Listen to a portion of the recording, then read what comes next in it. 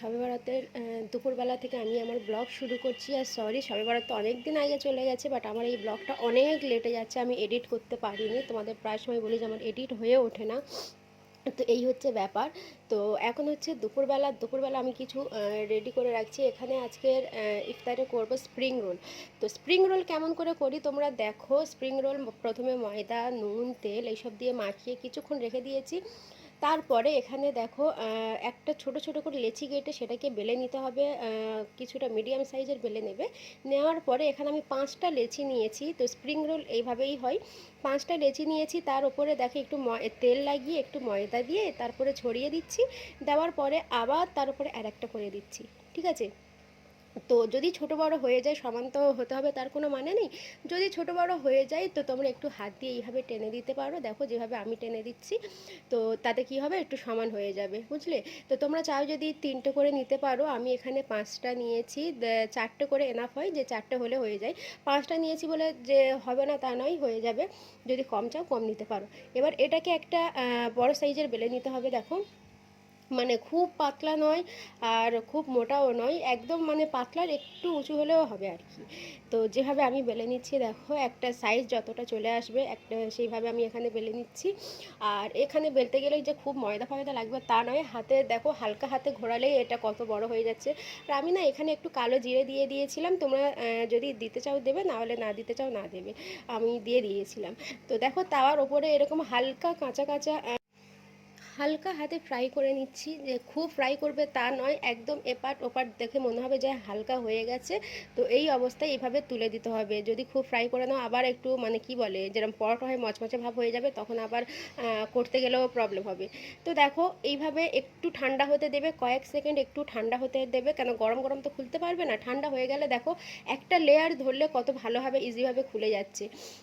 তো এইভাবে আমি এখানে 5টা লেয়ার কত ইজিভাবে খুলে নিচ্ছি। দেখো গরম গরম খুলতে যেও না, গরম গরম খুলতে গেলে এটা ছাড়াতে যদি যাও গরম গরম তাহলে ছিঁড়ে যেতে পারে। ঠিক আছে? তো এখানে ওই জন্য আমি একটু ঠান্ডা হতে দিয়েছি 5 মিনিট মতো। তারপরে এখানে এখনও গরম আছে, বাট তোমাদেরকে দেখানোর জন্য আমি এটা তাড়াতাড়ি করে নিচ্ছি। তো দেখো একটা স্প্রিং রোল যেভাবে পাতলা, যতটা পাতলা হয় সেভাবেই হয়েছে। তো ওটা রেডি করে নিলাম।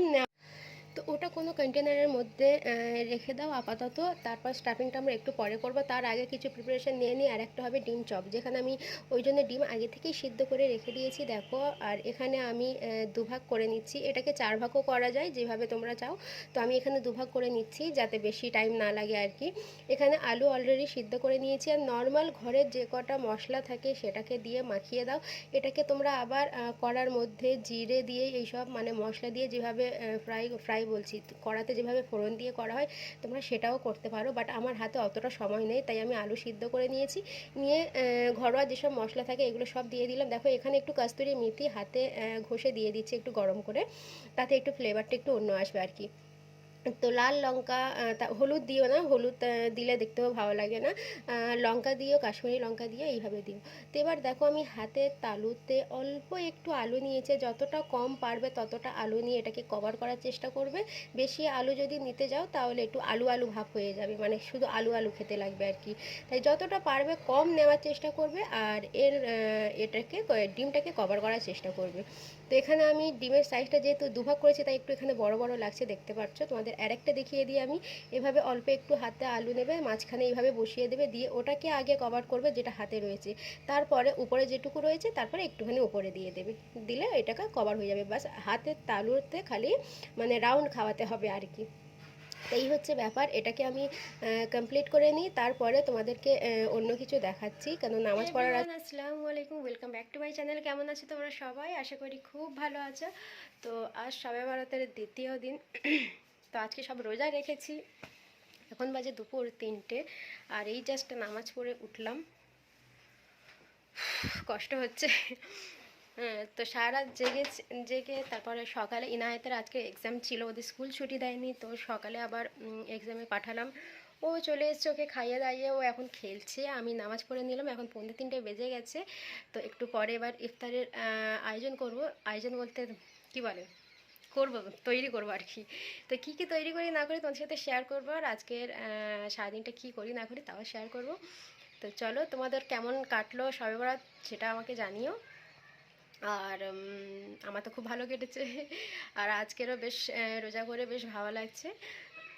রোজা করে কার ভালো লাগে, সবারই তো ভালো লাগে, বাট সেই রমজান রমজান ফিল আসছে আর কি, যে হ্যাঁ 15 দিন পর রোজা আসছে। যাই হোক, ভালোভাবে সব কাটুক, ভালোভাবে সবার কেটেছে। আর চলো দেখা হচ্ছে। আর ইনায়াত এখানে, এই নো, তো ইনায়াত খেলছে। তো চলো তোমাদের সাথে কথা বলছি, একটু রেস্ট নিয়ে নিই, তারপরে আমি যাব কিচেনে। তো স্প্রিং রোলের যে চিকেনের স্টাফিংটা রয়েছে তোমাদের সাথে শেয়ার করতে পারিনি, আমি কিছুটা নিয়েছিলাম, সেটা কোনোভাবে ডিলিট হয়ে গেছে, সরি। তোমাদের সাথে পরে আরেকবার শেয়ার করে দেবো। তো এখানে দেখো আমি বিকালে খুব তাড়াহুড়ো করছি, কারণ টাইম হয়ে আসছে। এখানে একটু ময়দা নিয়ে নিয়েছি, সাইডে একটু লাগিয়ে নেবে যাতে খুলে না যায়। আর এইভাবে দু সাইডটাকে মুড়ে মাঝখান থেকে এরকম হালকা হাতে এরকম রাউন্ড করে দেবে, আর মাঝখানে এই সাইডে একটুখানি ময়দা লাগিয়ে দেবে যাতে ওটাকে চেপে যায় আর কি, খুলে না যায়। তো খুব তাড়াহুড়োতে এখানে আমি সব কটা করে নিয়েছি, এবার ফ্রাই করবো। আর একটা বাকি আছে, আর নিচে আমার শাশুড়ি ফল ফল কাটছে। আর দেখো কতটা সুন্দর লাগছে, আমার না এগুলো খুব ভালো লাগে, ইফতারে বিশেষ করে এইসব খেতে আমার বেশ ভালো লাগে। একটু খাটনি হয়ে যায় বাট খেতে ভালো লাগে। সাইডে আমি কড়াতে তেল বসিয়ে দিয়েছিলাম, খুব মানে খুব গরম করে নিও না, হালকা একটু গরম হবে সেইভাবে এক এক করে দিয়ে দেবে, ঠিক আছে।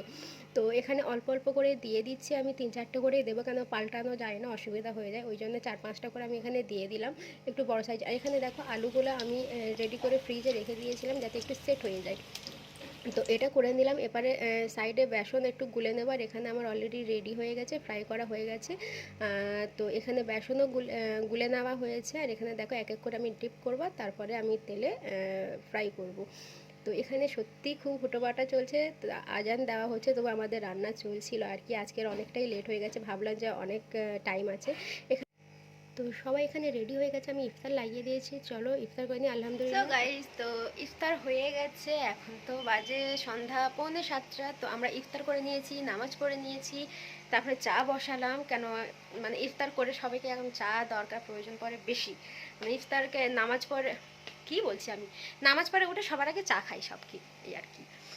তো সারাদিন খাই না বলে ওই জন্য। তো এই হচ্ছে ব্যাপার, আমি ভাত বসিয়ে দিয়ে এসেছি। তো আজকের ইফতার করতে করতে এত লেট হয়ে গেছে, মানে আমরা ইফতারে রান্না করতে করতে রাতে রান্নাটাও করে নিই। তো আজকের এত লেট হয়ে গেছে না, রাতে রান্নাও করতে পারলাম, এই জাস্ট ভাত বসালাম। তারপর রাতে চিকেন রান্না করার আছে, ডালটা রান্না করে নিয়েছি, ডাল আর চিকেন কষা। তো রাতে এই খাবে, তো ডালটা করতে পেরেছি, ভাত আর চিকেন হয়নি, এত ক্লান্ত হয়ে গেছি, একটু রেস্ট নিয়ে ভাতটা বসিয়ে দিয়েছি, তারপর চিকেনটা পরে রান্না করব। তো এই হচ্ছে ব্যাপার। আর ইফতারে আর একটু খাবো, অল্প খেয়ে নামাজ পড়তে বসেছিলাম, আবার খাবো আর কি, কি বলছি, যাই হোক। তো চলো রান্নাবান্না করে নিই, তারপরে নামাজ পড়ার আছে। আজ অনেক খাটনি হয়ে, মানে ক্লান্ত হয়ে গেছি, রোজা করতে করতে না ভালো লাগছে না কিছু, অনেক ক্লান্ত হয়ে গেছি। তো চলো দেখা।